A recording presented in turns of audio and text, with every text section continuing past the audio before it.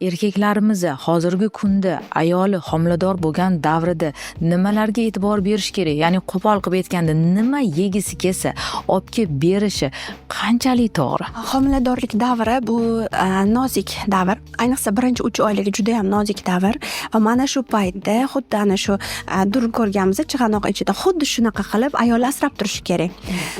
Hozir aytganimdek qizlarimizni hammasini resursi har xil. Ruhiy resurslari ham, jismoniy resurslari ham har xil. Hamma bir xil. Qo'shnini kelini bilan bizning kelinimiz bir xil bo'lmaydi. Chunki uni tanasini sog'ligi, uni olgan tarbiyasi, uni olgan o'rgangan umuman hayot bir xil kechmaganda uni buni bolaligidan boshlab solishtirsangiz juda katta farq bo'ladi.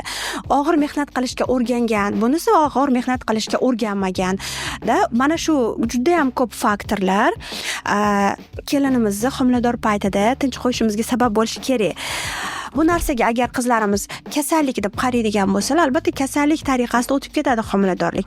Va ana shu miyang'i pozitsiyasida o'tgan homiladorlikda bolacha ham shunga mos tug'iladi-da. Tug'ilgandan keyin injiq bo'ladi, qaysar bo'ladi, ona o'zi qiynaladi.